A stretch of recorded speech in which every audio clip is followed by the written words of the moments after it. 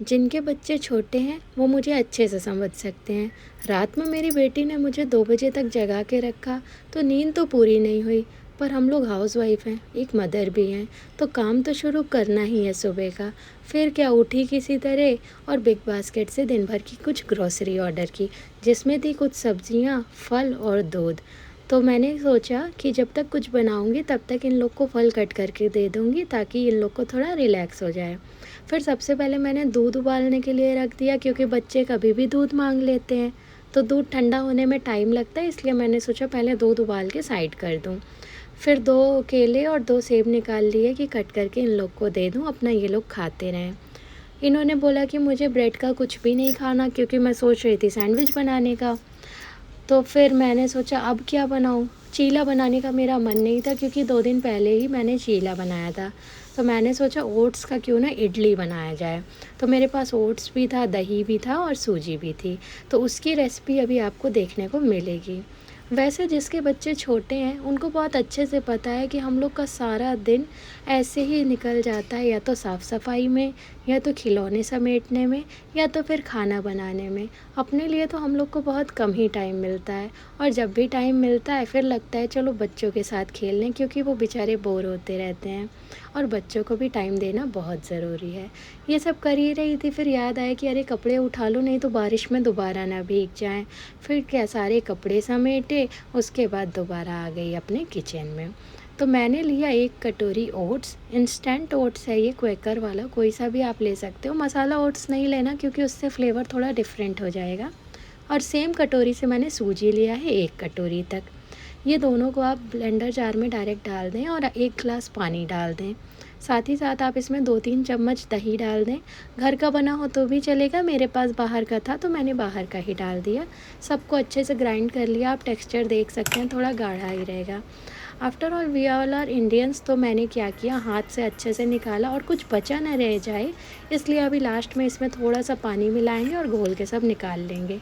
Batter को अच्छे से मिक्स कर लेंगे। उसके बाद 1 चम्मच नमक डालना है और बेकिंग सोडा डालना है। मैं इनो का यूज़ नहीं कर रही हूँ, बेकिंग सोडा से ही अच्छे से ये फूल जाएगा। 2 मिनट के लिए इसको रख दें। इडली का सांचा निकाल लें और उसमें अच्छे से ऑयल स्प्रे कर लें। ये स्प्रे बॉटल वैसे बहुत काम की है, मुझे बहुत आसानी हुई है इससे। पहले मैं ब्रश से यूज़ करती थी तो थोड़ा सा टाइम लगता था ज़्यादा, लेकिन अभी ऑयल स्प्रे से तुरंत मैं स्प्रे करती हूँ और अच्छे से लग जाता है सामने। और ये इडली इतनी टेस्टी बनी थी कि अब तो मुझे लगता है कि इसको हर हफ्ते ही बनाना पड़ेगा। और इतना बहुत कम टाइम लिया इस इडली ने। जैसे नॉर्मली इडली हमको 10-15 मिनट लग जाता है स्टीम करने में, पर इसको सिर्फ मतलब मुझे लगता है 7 से 8 मिनट लगा था।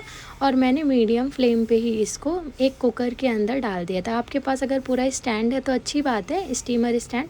मेरे पास वो नहीं था तो मैं कुकर के ही अंदर बस ये सांचा ही डालती हूँ। फिर कुछ करी पत्ता मैंने धो लिया और 4-5 हरी मिर्च की डंडियाँ निकाल दी मैंने। धो लिया था सबको अच्छे से। फिर धनिया पत्ता काट लिया बारीक बारीक, क्योंकि मैं आज बना रही हूँ तड़का वाली इडली। तो तड़का इडली ज़्यादा अच्छी लगती है मुझे प्लेन इडली के कंपैरिजन में। सबको अच्छे से बारीक बारीक कर लेंगे। उसके बाद एक बार चेक कर लेंगे कि हमारी इडली का क्या हाल है। तो जब मैंने ओपन करके उंगली से टच किया तो वो प्रॉपर फूल आई थी और चिपक नहीं रही थी, इसकी यही पहचान है। फिर क्या, सबको अच्छे से चम्मच से निकाल लेंगे एक एक करके, और बहुत आसानी से सब निकल रही थी। फिर मेरे पास थोड़ा सा बैटर और बचा था तो मैंने सोचा क्यों ना 1-2 बैच और बना ले। तो 1-2 तो नहीं, फ़िलहाल हाँ 1 बैच बन गया था। तो मैंने बचा हुआ बैटर भी उसमें डाल के दोबारा से अपने कुकर के अंदर रख दिया था, तो 5 मिनट में वो भी पक गया था। आपके पास ज़्यादा बैटर है तो आप 1-2 बार और बना सकते हैं। खैर हम तो 3 ही लोग हैं, मैं, मेरे हस्बैंड और मेरी बेटी। और इत्तेफ़ाक से आज हस्बैंड का वर्क फ्रॉम होम था, क्योंकि उनको हफ़्ते में 1 दिन वर्क फ्रॉम होम मिल ही जाता है। तो क्या, फिर चाहे जितनी ही देर में बनाऊँ सब काम चल ही जाएगा। फिर एक पैन लिया, उसमें थोड़ा सा सरसों का ऑयल डाल दिया और इडली को मैंने ऐसे छोटे छोटे पार्ट्स में कट कर लिए। आपको कट नहीं करना है तो भी चलेगा, बट इससे खाने में आसानी होती है। फिर सबको कट करके अब मैं इसमें करी पत्ता डाल दिया, थोड़ी सी हरी मिर्च डाल देंगे 4-5 जो हमने कट करके रखी हुई थी।